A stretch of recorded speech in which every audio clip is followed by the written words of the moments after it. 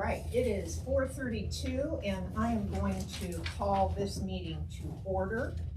And one of the first things I want to say very clearly is that all of the proceedings and records, all the files of the Board of Elections are open to the public.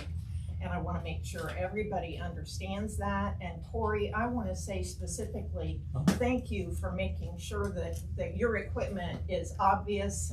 That's the way we want to record into the future. Nothing that we don't know about, but it's perfectly legal and fine. We appreciate it. We're proud of what we do. Absolutely, you're welcome. Thank you. All right, all right.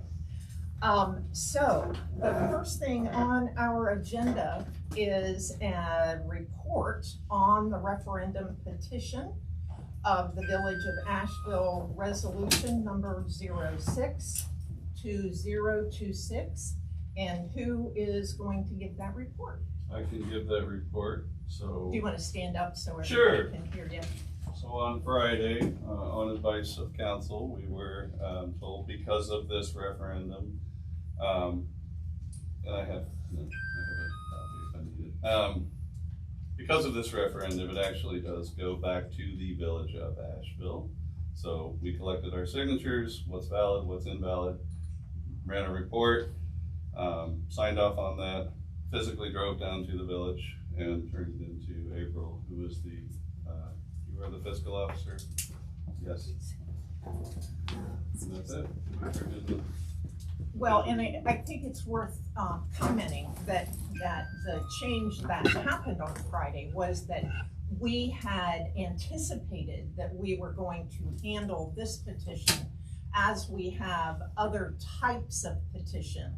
And we got that legal clarification that John mentioned, that this type of petition gets handled in a very different way. So that's why there was a last minute change, and that's why the change was made at all. It is totally in line with the Ohio Revised Code.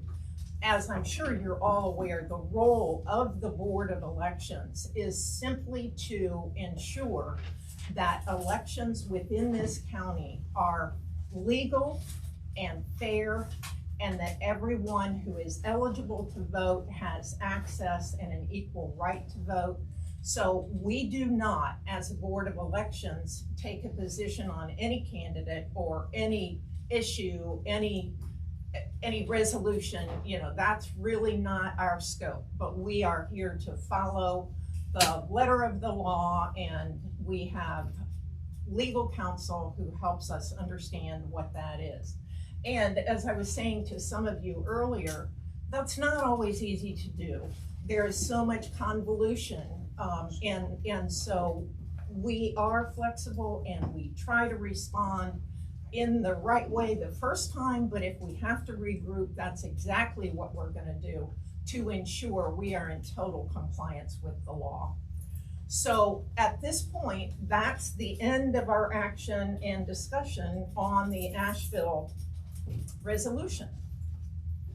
At this point, I am going to move on to the third item on our agenda, which is to certify the post-election audit. Paul, is that your bailiwick? Yep, that would be me. Everybody have a chance to look at these worksheets, and then we actually have the summary sheet that we'll sign off on. Respectfully, excuse me, are questions permitted? At the end. Okay. Will it be a long meeting? No, it won't. Sounds about right.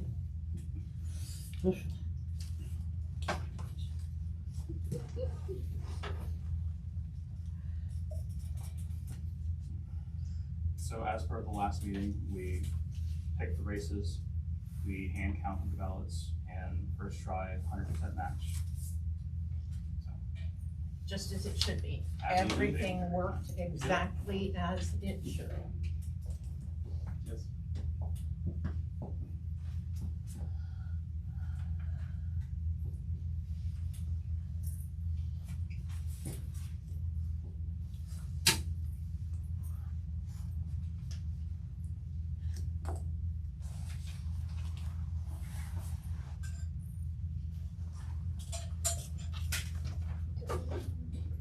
right, I'm gonna call for a motion to approve the audit of the May 5th primary election as submitted. I'll make a motion. Call for a second. I'll second. All right, we've had a little bit of discussion on that topic. Is there anything more we need to discuss before we call for the vote? All right, all those in favor of approving the audit of the May 5th election as submitted, aye? Aye. All right, unanimous. The next item we have on our agenda is the meeting minutes. Has everybody had a chance to look through those? And any questions, corrections, comments on any of the 3 meetings that we're talking about here? I'll hand this to you, Dave, and you can start signing it. And then I'm gonna call for a motion to approve the minutes of whatever the heck meetings they are. It's the 5th and the 8th and the 20th or something like that. 5th, the 13th, and the 20th. Oh. Yes. Okay. I'm sure Craig knows.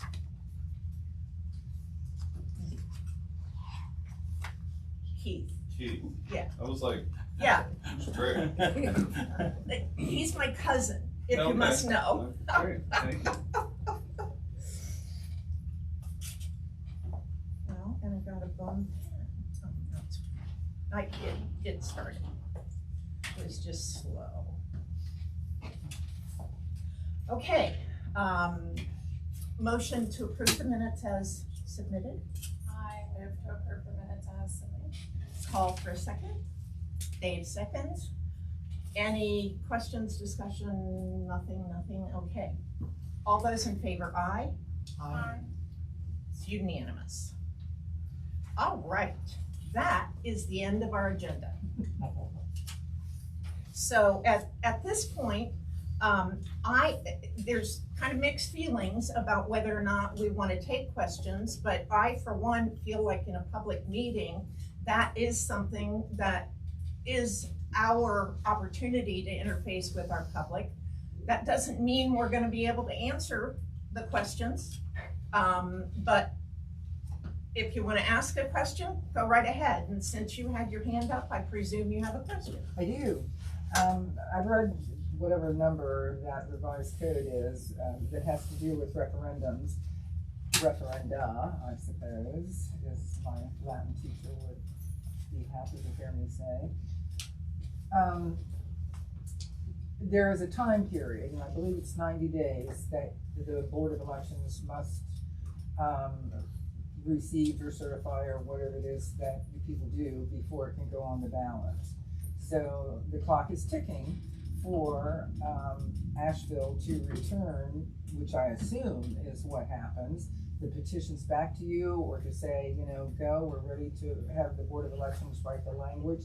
So what is specifically the next step that must occur, and is that clock ticking? My answer to that is that would be an issue between you and whatever legal counsel you are working with. From our perspective, in reading the Ohio Revised Code and the guidance we have gotten, we did our part. We sent off the documentation and the validation documentation of the signatures that were collected. Now that documentation is back to the village, and we have no further role in the process until we receive that petition back from the village having been certified. That has to happen 90 days before the election, and that is by August 5th. So that's where the 90 days is. So it's 90 days. And that's really because of a printing thing.